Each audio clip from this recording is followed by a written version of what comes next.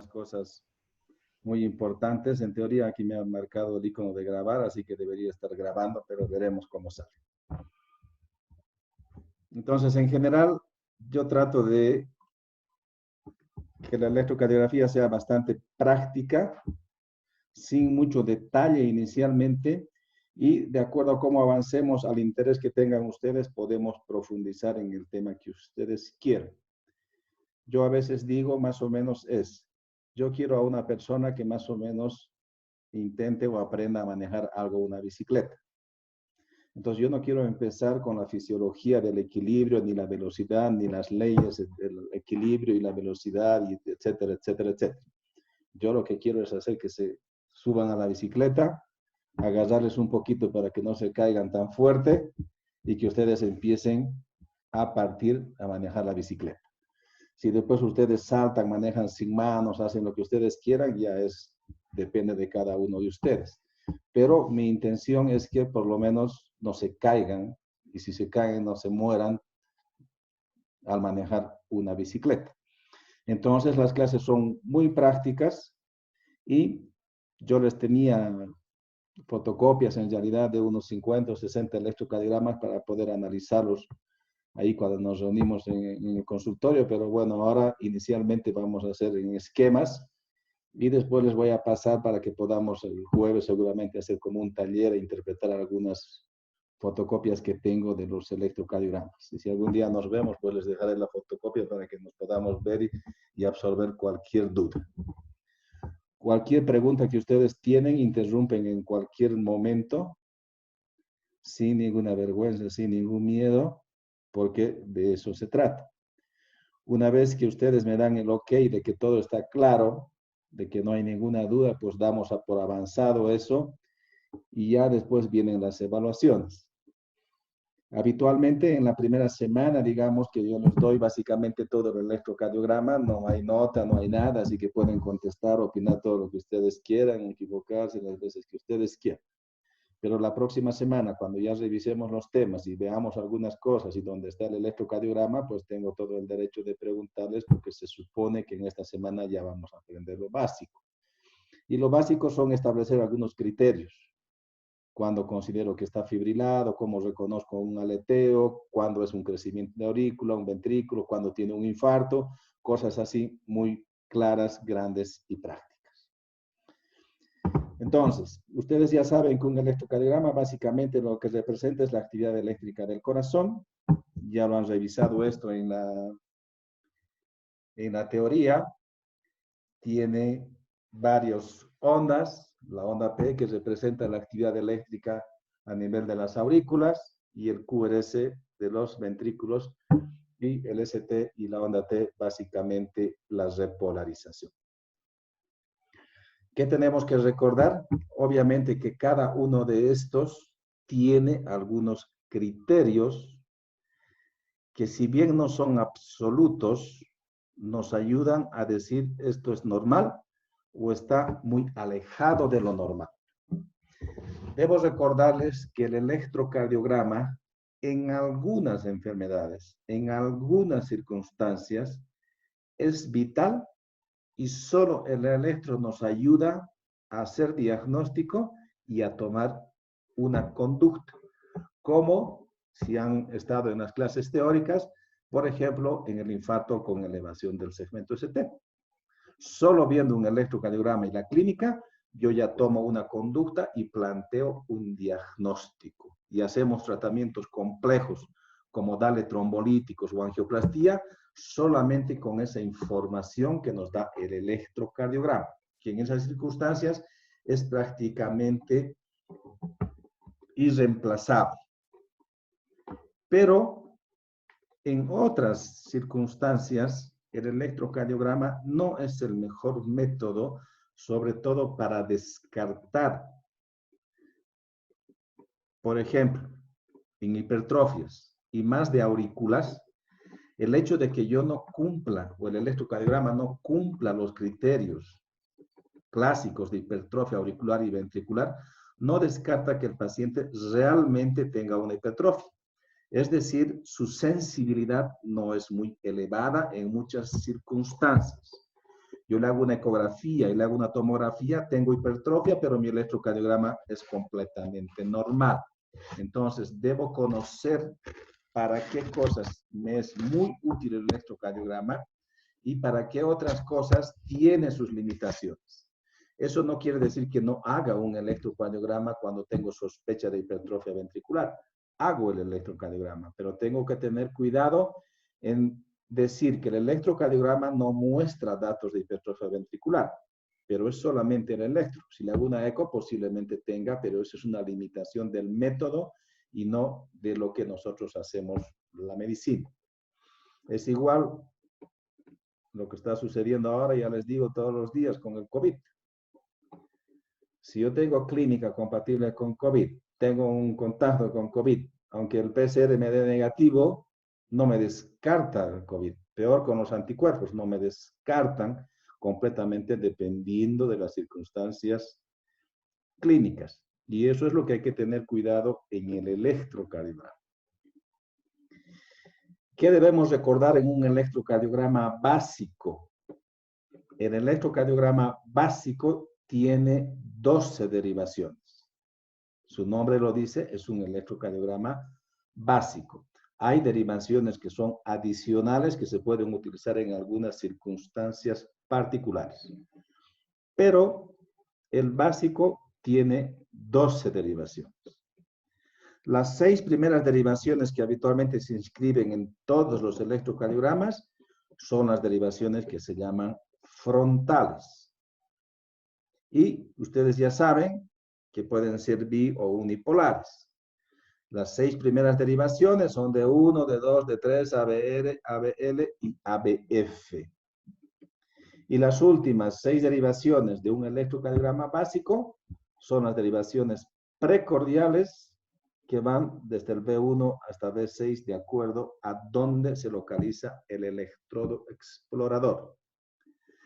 Ustedes tienen que tener en mente el esquema básico de que un electrocardiograma se ve desde diferentes puntos localizados y esquematizados en estas figuras.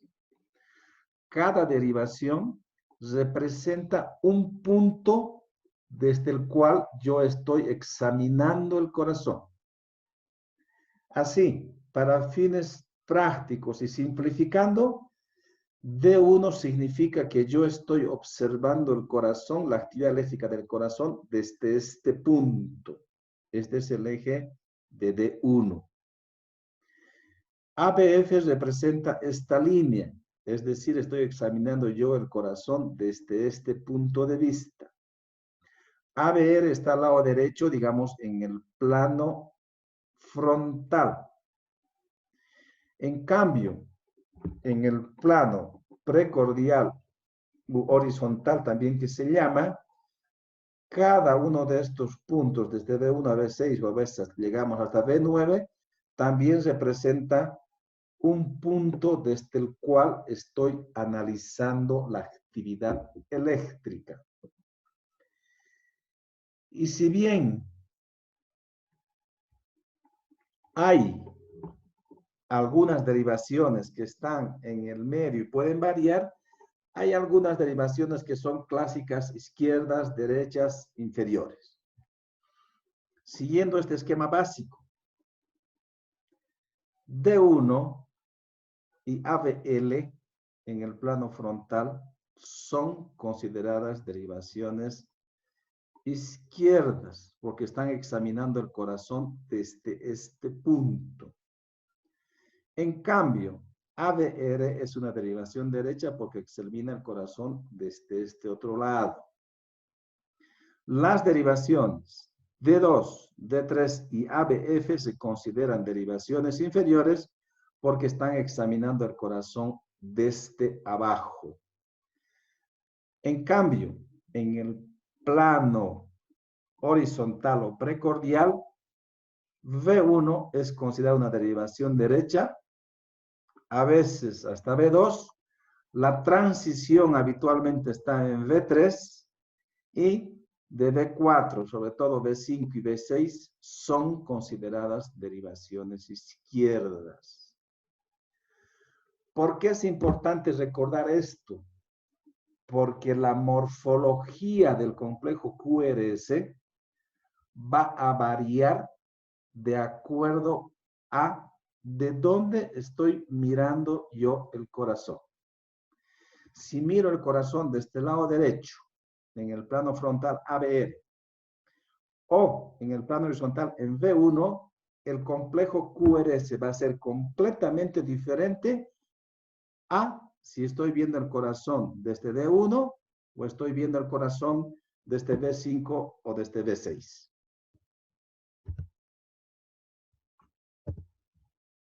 ¿Estamos hasta acá? Sí, doctor. Muy bien. Ahí tienen un electrocardiograma básico que tiene muchas características de ser normales.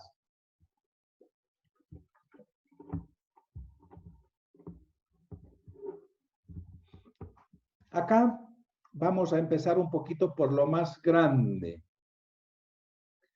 La activación de los ventrículos, que nos va a dar el complejo QRS. Lo más constante es el segundo vector y es el más grande, más o menos así en esta proporción. Ustedes ven el primer vector septal es chiquitito, el tercer vector es chiquitito, pero el vector principal y más constante, el más grande, es el segundo vector. Y este vector, para fines prácticos, se está dirigiendo de derecha a izquierda. Ustedes deben recordar, todo lo que se acerca a la derivación se inscribe como positivo. Todo lo que se aleja de la derivación se inscribe en el papel como negativo. Por tanto, en condiciones normales, las derivaciones izquierdas deberíamos tener un complejo QRS positivo. En cambio, las derivaciones derechas deberíamos tener un complejo QRS negativo, lo cual más o menos se traduce en este electrocardiograma. Hemos dicho que B1, ABL son derivaciones izquierdas en el plano frontal y el complejo es positivo, porque este vector se está acercando a estas derivaciones.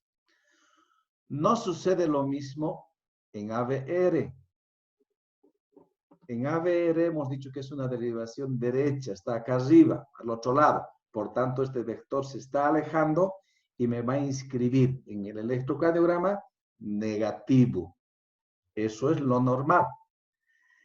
En D2 habitualmente también es positivo porque D2 está por acá. En D3 habitualmente también es positivo, pero ya es más inconstante y D3 es muy variable de acuerdo a la posición del corazón. Puede variar. Y en las derivaciones precordiales, el mismo razonamiento.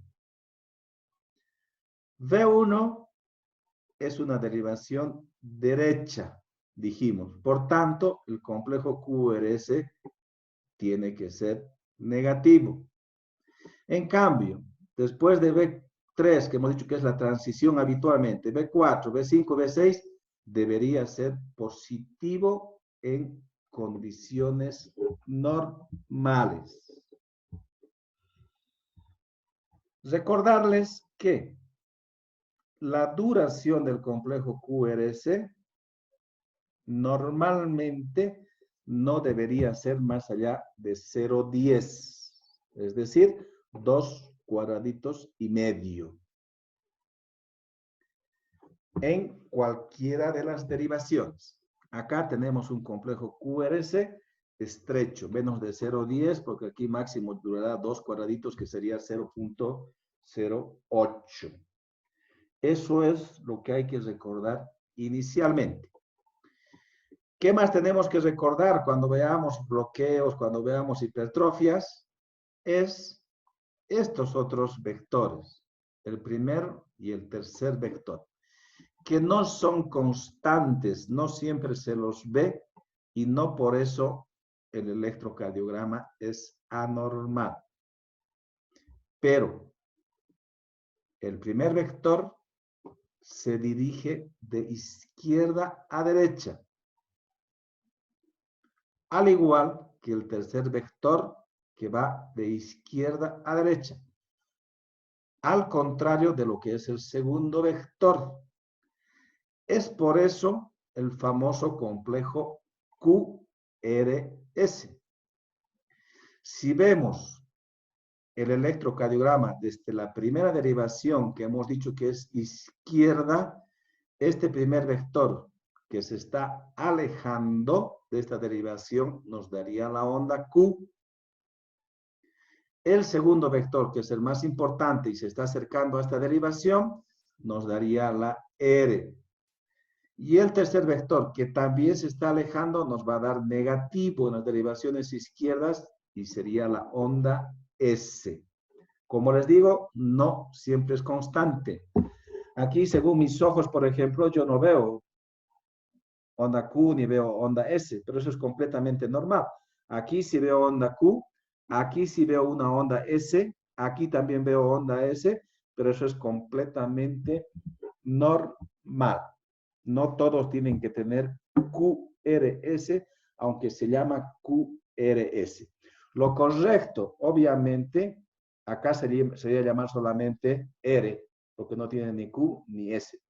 Pero en la práctica se llama complejo QRS independientemente de que veamos o no veamos en el papel la onda Q y la onda S. ¿Qué más tenemos que recordar inicialmente? Obviamente que delante del complejo QRS tiene que estar la onda P, porque en condiciones normales es a nivel de la aurícula que se inicia el estímulo eléctrico. Por tanto, primero está la onda P, luego está el PR, que básicamente es porque está transmitiendo el impulso hacia los ventrículos, y finalmente el complejo QRS, el segmento ST y la onda T. Cada uno de ellos, cuando veamos hipertrofias, veamos bloqueos, vamos a ver cuáles son los criterios para decir esto es hipertrofia, esto es bloqueo.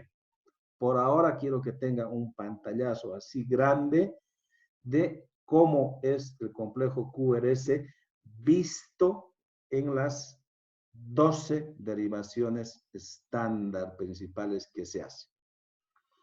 Habitualmente en casi todos los electrocardiogramas, sobre todo si tienes registro simultáneo de por lo menos 3 derivaciones, hay una derivación que es D2, a veces B5, que tiene un trazo más largo que nos sirve para ver sobre todo arritmias.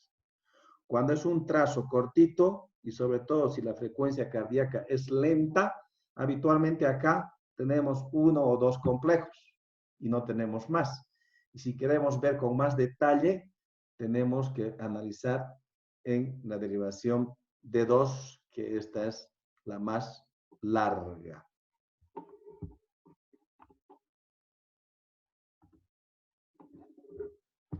Muy bien. Vamos a ver inicialmente cómo calculo yo la frecuencia cardíaca viendo el electrocardiograma. Hay muchos métodos. Ustedes pueden utilizar el que quieran, con tal que el resultado sea el correcto. Para fines prácticos, yo recomiendo utilizar 3 métodos para calcular la frecuencia cardíaca. Y más o menos los divido en si el ritmo es regular o si el ritmo es irregular, en primer lugar. Y en segundo lugar, si la frecuencia cardíaca es demasiado baja o no es demasiado baja. Demasiado baja me refiero a que es menos de 50 por minuto.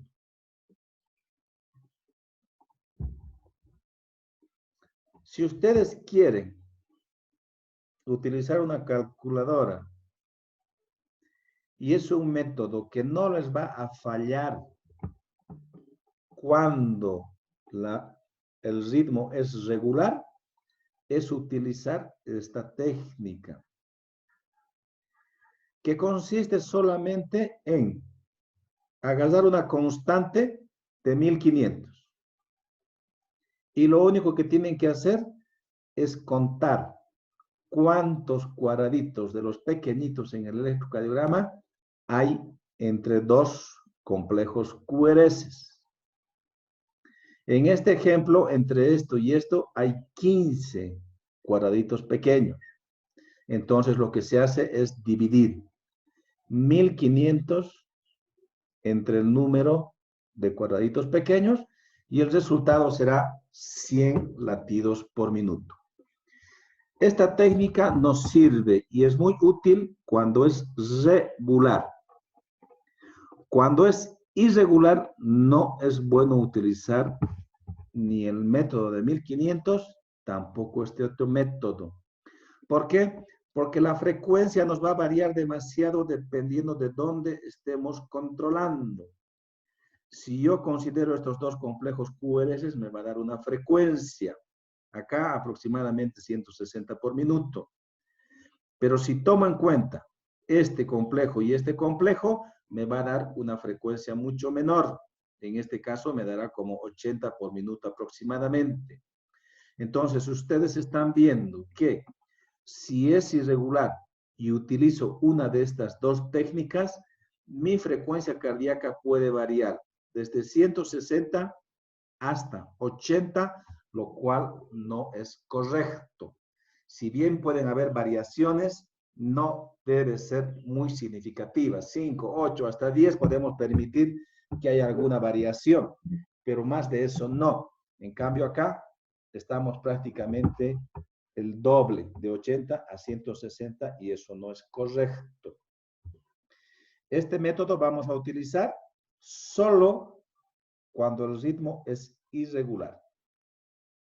Volviendo un poquito a lo que es el ritmo regular.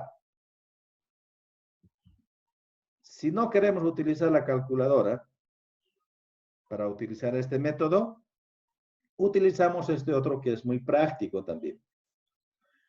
El primer complejo QRS, elegimos de preferencia uno que caiga sobre una línea más gruesa, de preferencia. Ese es nuestro punto de referencia y lo que hacemos es ver dónde está el siguiente complejo QRS. Pero acá ya no contamos los cuadraditos, que también podríamos hacerlo. También se puede hacer, no hay ningún problema. Pero si no queremos utilizar la calculadora, no queremos dividir, hay una forma. ¿Qué dice esto? Si esto es mi base, mi punto de partida, y el próximo complejo QRS cae en la próxima línea gruesa, es decir, 5 cuadraditos más hacia la derecha, la frecuencia cardíaca va a estar en 300. Si cae acá, va a estar 150, 100, 75, 60, 50. Mi consejo es que hasta 50 utilicen esta técnica. De 50 para abajo ya es más complejo, porque aquí ya es 42, algunos dicen aquí 43, aquí es 38, en otros libros está 37, entonces ya no es tan exacto ni tan fácil como esto. Se lo podría hacer, pero no es muy práctico. ¿Qué aconsejo yo? Si es hasta 50 y es regular, utilicen esta técnica, 300, 150, 100 en este caso. ¿Qué cuidado hay que tener en esta técnica?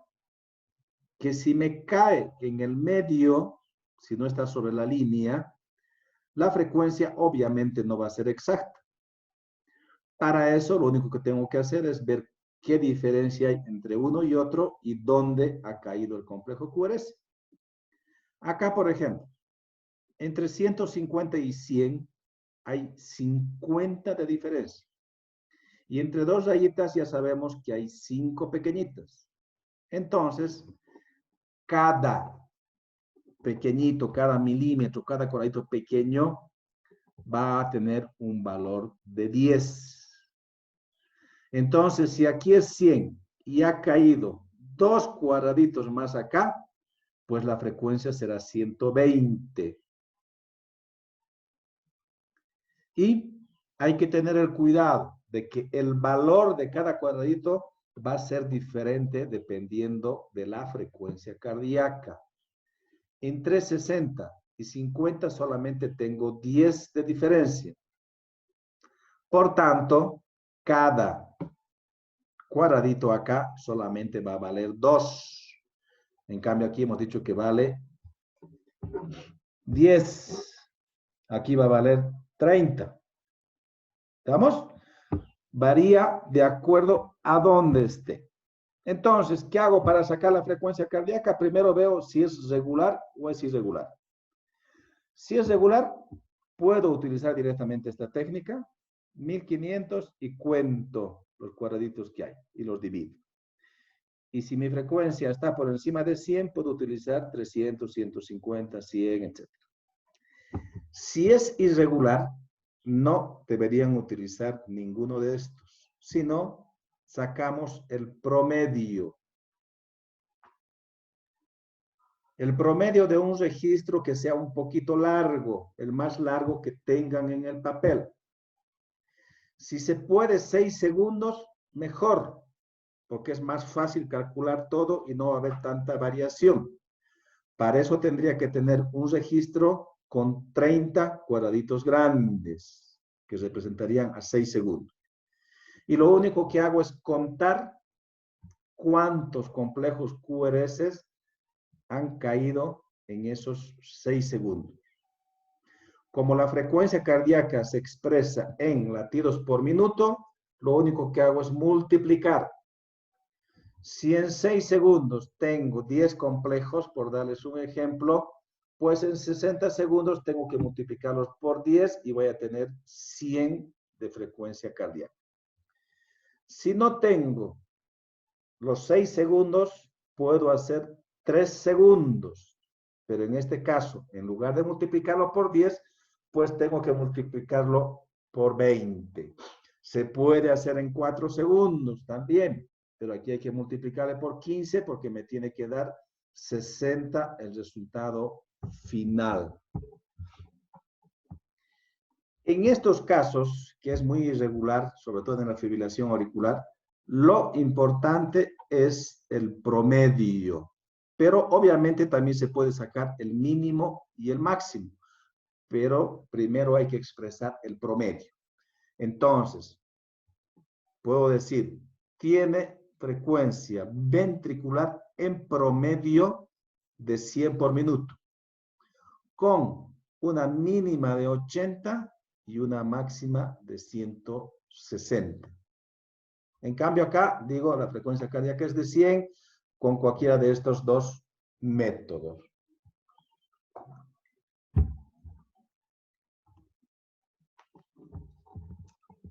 La frecuencia cardíaca avanzada, ¿no es cierto? ¿Tienen alguna duda?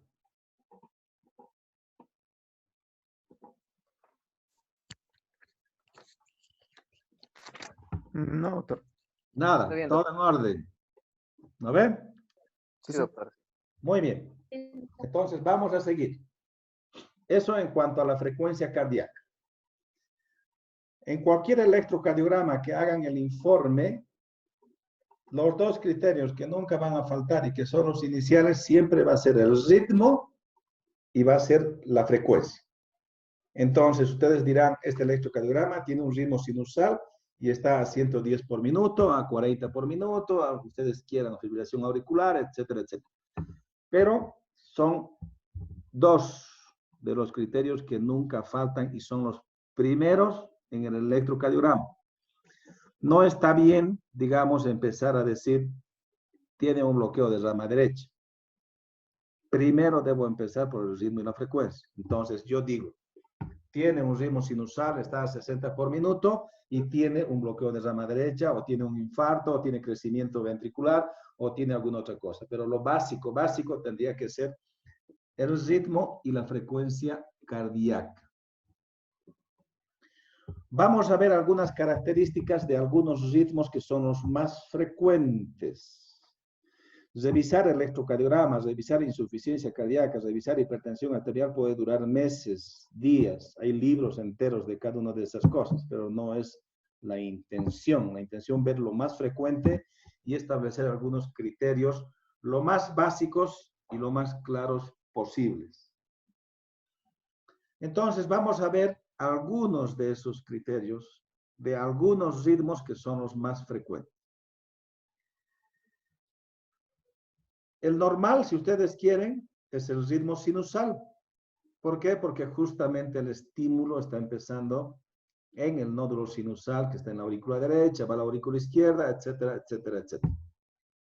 Entonces, para decir que tengo un ritmo sinusal, yo tengo que ver en el electrocardiograma una onda P con características normales.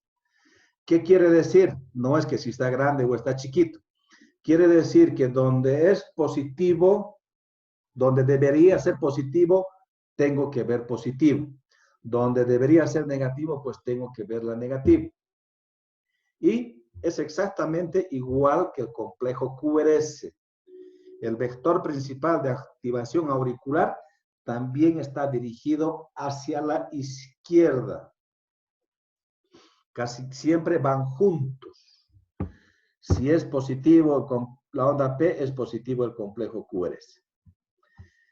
Entonces veo, tengo P, tengo QRS, tengo P, tengo QRS. Entonces un ritmo sinusal porque tengo una P normal antes de cada complejo QRS. La frecuencia no es indispensable para diagnosticar el ritmo. Nos puede ayudar en muchos, juega rol más o menos importante en algunos ritmos, pero por ejemplo en el ritmo sinusal, lo normal está entre 60 y 100 por minuto.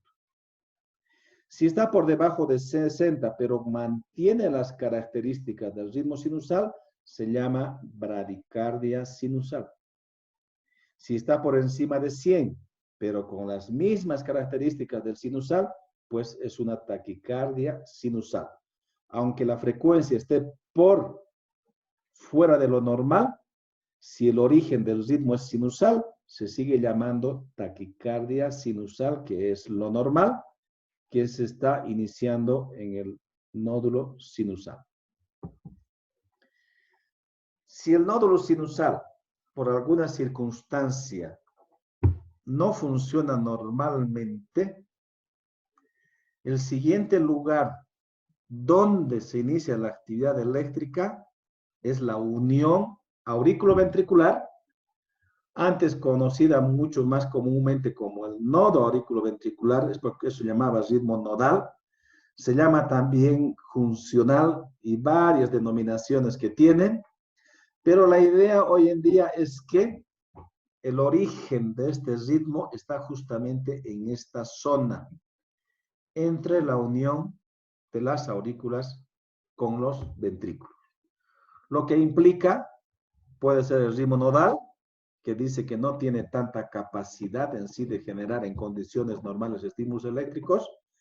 Estaría la aurícula que está circundante ahí y también está el haz de His que pueden iniciar el ritmo de la unión. Como con un electrocardiograma no podemos ver nosotros directamente dónde está iniciándose, es por eso que recomiendan llamar la unión auriculoventricular. Independientemente que después, con un estudio electrofisiológico, recién podamos ver exactamente dónde se está iniciando. Pero entre tanto, eso se llama solamente unión auriculoventricular. ¿Qué características tiene este ritmo de la unión? Primero, que la frecuencia es más baja que la del ritmo sinusal. Si hemos dicho que el ritmo sinusal está entre 60 y 100, el ritmo de la unión habitualmente está entre 40 y 60 por minuto. ¿Qué tenemos acá? 300, 150, 100, 75, 60, 50. La frecuencia cardíaca es compatible con un ritmo de la unión que debería ser 40 a 60. Pero la sola frecuencia no nos autoriza a decir que el ritmo es de la unión. Para eso tengo que buscar otras características. Entre ellas está que sea regular, que la distancia entre los complejos QRS sea la misma. Entre esos está que no exista onda P normal con un PR normal. En este caso en particular, en esta gráfica, no se ve la onda P, porque habitualmente la onda P queda enmascarada por el complejo QRS. Si ustedes se ubican, si están en la unión auriculoventricular, básicamente estaría en el medio entre las aurículas y los ventrículos. O sea, se estarían activando en forma simultánea las aurículas y los ventrículos. Como los ventrículos tienen más masa, lo que se representa en el electro es el ventrículo y no las aurículas, y las aurículas quedan acá adentro. Pero puede ser que esté muy por delante, pegadito al complejo QRS, a veces solamente deformándolo un poco, o puede ser también que esté por detrás del complejo QRS. Pero no va a ser una onda P normal ni con un PR normal. Resumiendo, criterios para el ritmo de la unión auriculoventricular. Primero, ausencia de onda P normal. Si tengo onda P normal, pues el ritmo ya es sinusal, no tengo que pensar. Pero si no tengo onda P delante del complejo QRS, tengo que buscar otros ritmos. En el ritmo nodal no tengo onda P normal, es un criterio. El RR es regular, es otro criterio. La frecuencia cardíaca es baja, entre 40 a 60 por minuto, es otro criterio. Y si no está asociado bloqueos, preexcitación o hipertrofias marcadas, la duración del complejo QRS es normal, menos de 0,10 segundos, menos de 2 cuadraditos y medio. Sí, como en este caso, y esto vamos a ver mañana, este es un bloqueo AB completo. Estas son las aurículas que laten por su cuenta y los ventrículos que laten por su cuenta. No hay ninguna ya relación entre uno y otro. En este caso se llama ritmo idioventricular. ¿Por qué? Porque el estímulo se está iniciando directamente en los ventrículos. Ha habido un bloqueo AB completo, ya no pasa ningún estímulo de las aurículas a los ventrículos. Por tanto, si el ventrículo no se activa por sí solo, pues nos vamos a morir. Por suerte, hay un mecanismo de escape y el ventrículo se activa. Cuando se activa el ventrículo, primero el QRS está ensanchado, porque ya no se va a activar por vías normales. No se olviden que al ventrículo en condiciones normales el estímulo le llega por haz de His y después sus ramas. Si estuviera en el haz de His sería un ritmo de la unión, pero si no, ya es ritmo idioventricular. Por tanto, ya no está siguiendo toda la activación eléctrica normal y el tejido no es especializado para conducir y demora más en activar los ventrículos. Por eso, como criterio importante es que el QRS esté ensanchado, no está normal. El otro criterio es la frecuencia baja, habitualmente entre 20 a 40 latidos por minuto. Es regular. Podemos o no vemos onda P, pero no tienen relación con los complejos QRS, que podemos ser engañados. Vean ustedes acá que parecería ser un ritmo sinusal, porque tenemos P, un PR y el complejo QRS. Pero aquí no tenemos, hasta este de acá, aquí tampoco tenemos. Y cuando veamos, como les digo, mañana, vamos a ver que las aurículas tienen su propia frecuencia y los ventrículos su propia frecuencia.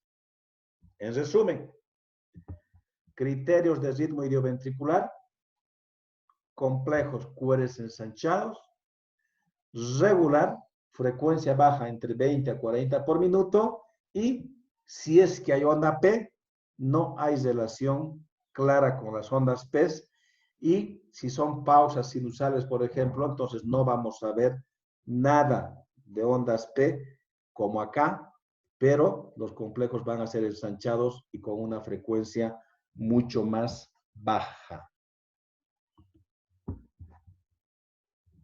Para que vean un poquitito más, como regla principal, toda regla tiene sus excepciones, pero como regla principal es QRS ensanchado, origen ventricular. Este es un ritmo sinusal normal con un QRS estrecho y de repente viene este complejo ensanchado, grande, anormal. Este es ventricular. En cambio, supraventricular, un ritmo sinusal normal, QRS estrecho. Aquí hay extrasístoles, son latidos anormales, pero tienen origen supraventricular, por eso es que son estrechos, manteniendo la misma figura que el de base. Esa es la primera regla que tienen que recordar. Si veo un complejo QRS ancho, es origen ventricular, hasta que no descarte algunas excepciones que vamos a verlas en algún momento. En cambio, si el complejo es estrecho, pues es supraventricular. La fibrilación auricular, ya hemos visto en las teóricas, es la arritmia más frecuente en el mundo entero. Por tanto, están obligados a poder reconocerlos. Y los criterios básicos son muy sencillos. ¿Cuáles son? Con dos criterios básicos hacemos el diagnóstico. No hay onda P. Hay ondas que pueden verse como en esta figura, a veces se ve una línea isoeléctrica, pero el criterio es que no exista onda P y los RR sean irregulares. La distancia de acá a acá no es la misma que esta tampoco es la misma que esta. Y no hay una onda P normal. Entonces, con eso es suficiente para hacer el diagnóstico de fibrilación auricular.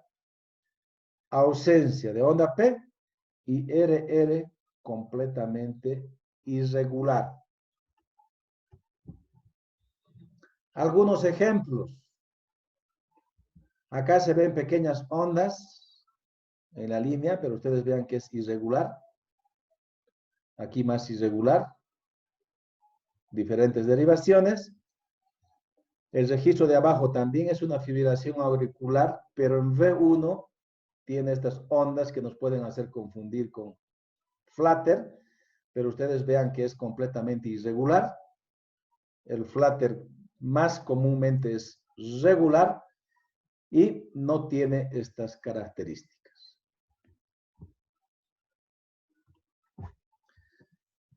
Si avanzamos un poquito, lo primo de la fibrilación auricular sería el aleteo auricular. ¿Cuál es el criterio diagnóstico? Ausencia de onda P normal que es reemplazada por estas ondas que se llaman en dientes de sierra. Si ven dientes de sierra como en estos ejemplos, es un aleteo auricular. La frecuencia puede variar de estas ondas de los dientes. Puede variar desde 250 a 350 aproximadamente. Acá en la figura más o menos sería 300. Si tomo en cuenta esto y esto, estaría 300, un poquito menos que 300. Entonces la frecuencia es compatible con un aleteo auricular. La forma de estas ondas es típico de un aleteo auricular. con el aleteo auricular hay que tener cuidado que no se la ve en todas las derivaciones. Tienen que buscar, sobre todo en derivaciones inferiores, D2, D3, ABF y en B1.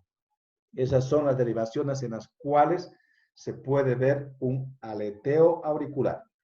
Si ven otras derivaciones en forma aislada, puede ser que no hagan el diagnóstico, pero si ven un electrocardiograma con calma y revisa D2, D3 ABF, es muy probable que sí hagan el diagnóstico y no se les escape.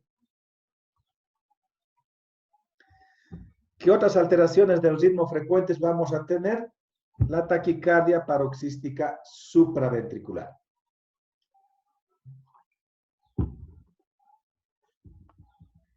¿Cuáles son los criterios? Primero, por su nombre, taquicardia, frecuencia alta, más de 100 por minuto. Habitualmente está entre 180, 250 o más por minuto, pero tiene que tener frecuencia alta para hacer juego con el nombre de taquicardia.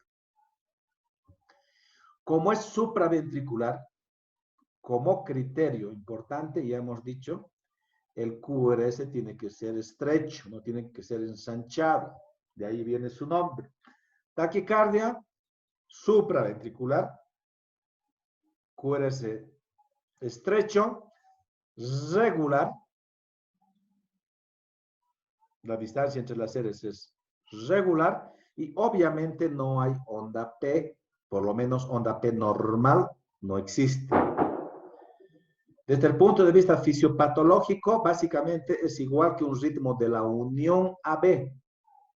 Pero en este caso, en lugar de ser un ritmo de escape, porque ha fallado el nódulo sinusal, más bien es una alteración de la excitación y acá está activándose en forma anormalmente rápida. Pero los criterios comparten. No hay onda P normal, es regular, el complejo QRS es estrecho y en este caso es frecuencia alta, de ahí su nombre de taquicardia supraventricular. En cambio, si es una taquicardia ventricular, volvemos a repetir una vez más, si esto es un complejo QRS normal, esto está completamente ensanchado, ya hemos dicho la regla, esto es supraventricular y esto es ventricular. Entonces va a compartir los criterios de la taquicardia supra, pero la diferencia es que acá el complejo QRS va a ser ancho. Es regular, no hay onda P, la frecuencia es alta, por eso se llama taquicardia, pero el QRS es ensanchado en la taquicardia ventricular. Y finalmente, el ritmo electroentrenado o de marcapaso, que es cada vez más frecuente. Para diagnosticar el ritmo electroentrenado o de marcapaso, yo tengo que buscar lo que se llaman las espigas de marcapaso. Son estas pequeñas líneas verticales que pueden variar en amplitud de ser muy amplias a ser casi invisibles y que dependiendo si están estimulando las aurículas o están estimulando los ventrículos o ambos, vamos a tener delante de la onda P, delante del complejo QRS o delante de los dos, como en este esquema. En este caso significa que tengo un marcapaso que se llama bicamaral, que me activa la aurícula, por eso me da la espiga del marcapaso, se activa la aurícula. Como no hay actividad ventricular normal, nuevamente el marcapaso inicia la actividad eléctrica y me marca con esta espiga antes del complejo QRS, se activa los ventrículos y me va a dar un QRS ensanchado, porque ya no es normal esa activación. En este ejemplo, por ejemplo, acá tenemos una onda P normal, pero no hay espiga de la onda P. Entonces, esta onda P parece ser un latido sinusal normal. Probablemente tenía un bloqueo AB, entonces no conduce a los ventrículos esta activación eléctrica y requiere que se active el marcapaso. Y acá tienen la espiga y tienen el complejo QRS.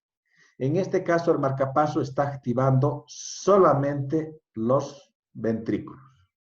Acá tenemos una espiga que correspondería a la aurícula, que va a activar la aurícula, y podríamos tener una espiga a nivel de los ventrículos.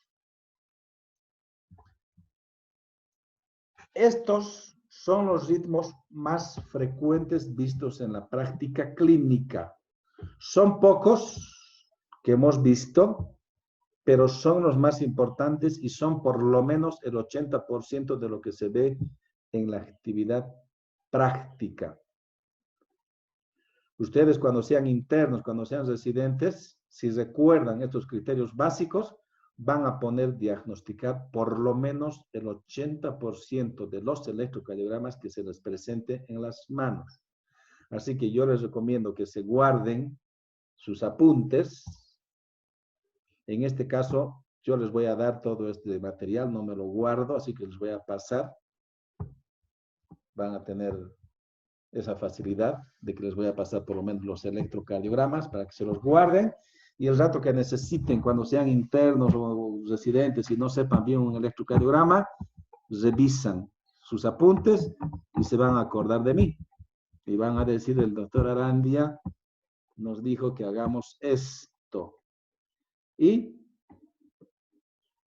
no me hagan quedar mal, porque siempre los médicos estamos acostumbrados a preguntar quién era tu docente de cardiología, de neumología, de gastroenterología, de lo que sea. Entonces, si les preguntan este electrocardiograma y ustedes no saben, lo primero que les van a preguntar es quién era tu docente. Y ustedes van a decir el doctor Arandi, entonces yo voy a quedar mal. Como no me gusta quedar mal, lo que hago es exigir que aprendan principios básicos. No les complico con el electrocardiograma. Si algún rato los ven ustedes que es muy complejo, me dicen, doctor, esto está demasiado difícil, repetimos, no tengo problemas, repetir 1, 2, 3, 4 veces. Y si es demasiado realmente, pues lo eliminamos del programa. Pero si avanzamos, si ustedes me dicen está entendido y está claro, quiere decir que eso deben aprender. Si no saben reconocer una FA, no saben reconocer un bloqueo de rama derecha, se los aseguro que no van a pasar la rotación. Se van a aplazar independientemente de lo que hagan. La asistencia a las clases, cuando son clases, es obligatoria. Así dice el reglamento. No asigna puntaje. Por tanto, el solamente asistir no quiere decir que tengan ni 20, ni 30, ni 40% de la nota. La asistencia no califica, no tiene puntaje, es un requisito indispensable para habilitarse a la evaluación en la rotación práctica. Muchas veces me dicen, doctor, si yo no he faltado nunca porque tengo 30, pues porque tu asistencia vale 0. Si te faltas, no tienes derecho a tener 30, no tienes derecho a rotar, pero no te da ningún puntaje. Lo que te da puntaje es el que aprendas y me demuestres que has aprendido lo que hemos avanzado en las prácticas. No me invento absolutamente nada. Las preguntas que hago al final de la rotación son básicas. ¿Cuáles son los criterios diagnósticos de un aleteo auricular?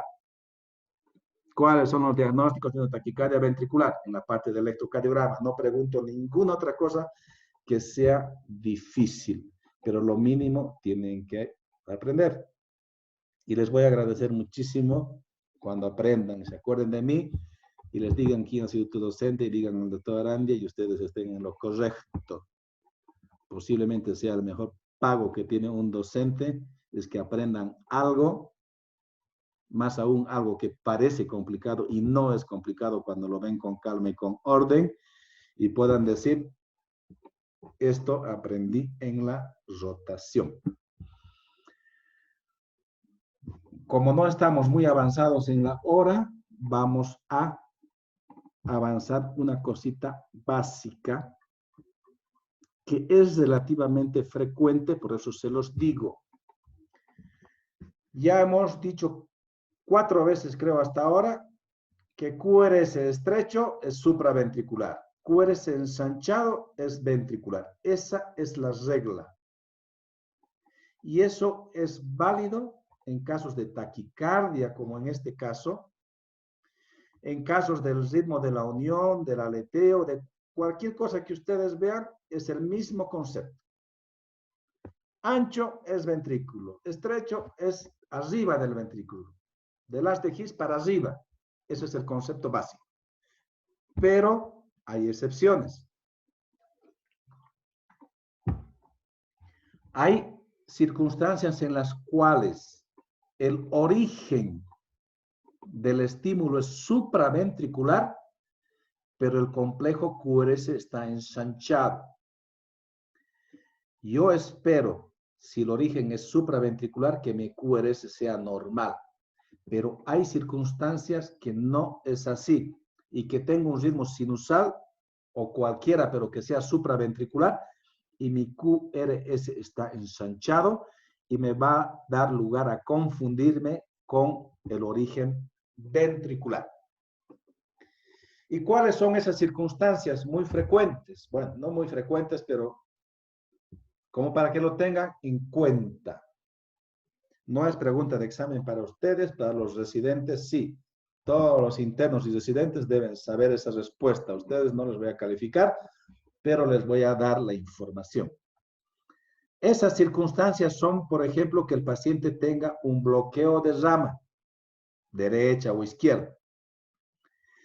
Si el paciente tiene un bloqueo de rama, como vamos a ver cuando avancemos ese tema, su QRS va a estar ensanchado por el bloqueo de rama, no por el origen del ritmo, si es supraventricular o es ventricular.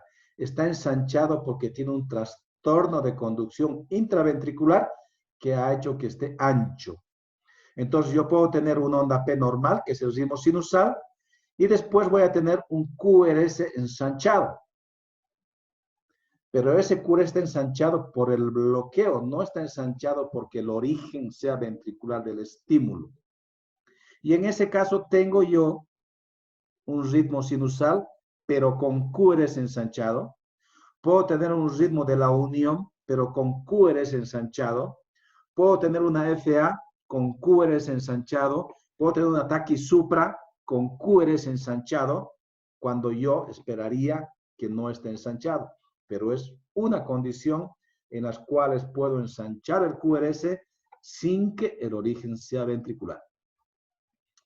La otra es que tenga una hipertrofia importante, que la hipertrofia me esté ensanchando el QRS. No es lo más común porque la hipertrofia no ensancha tanto como un bloqueo o como un origen ventricular, pero no va a ser completamente normal. Va a estar un poco ensanchado porque se ha hipertrofiado. Y otro es que tenga, por ejemplo, una preexcitación.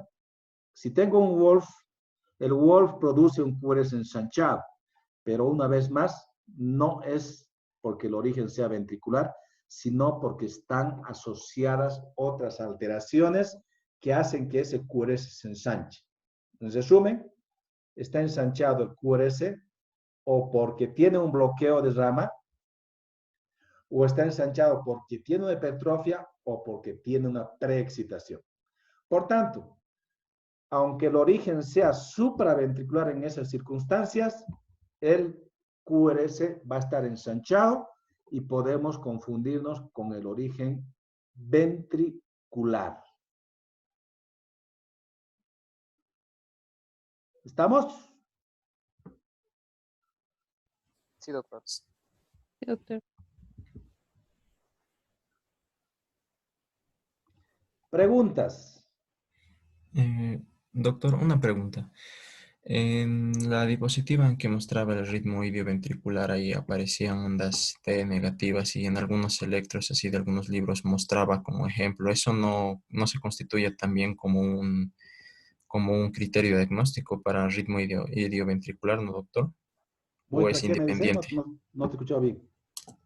En esta diapositiva y en muchas Ajá. más que muestra ejemplo de ritmos idioventriculares muestran ondas T negativas y bueno, mi pregunta es si esto constituye también como una parte de un criterio diagnóstico o es independiente de ello. Es un criterio diagnóstico, digamos, menor, no significativo. La onda T es muy variable.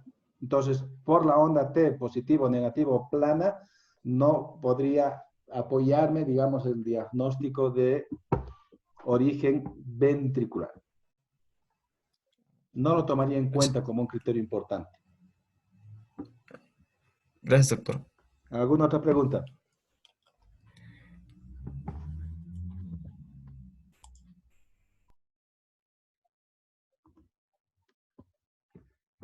¿Nada más? Nada más, doctor. Muy bien. Si está todo clarito, igual ya les he dicho, cuando ustedes quieran vamos a volver vamos a revisar algunos ejemplos que tenemos para ir viendo con calma, no hay ningún problema. Mañana entonces vamos a ver bloqueos AB y bloqueos de rama en el mismo esquema. Y repasen lo que hemos visto ahora. Y ahora voy a ver cómo se puede grabar y recuperar estas cosas y cómo puedo transferirles esa capacidad para que ustedes graben. No tengo ningún problema. Y las diapos les voy a pasar absolutamente todos, así que no se hagan lío. ¿Listo? Está bien, doctor. Muy bien. Mañana entonces a las 4 nos vemos. Ya, doctor. Chao, Mira, chao. doctor. Chao. Gracias, doctor. Hasta luego, Hola, doctor. doctor. Gracias, Chao. doctor. Chao, doctor.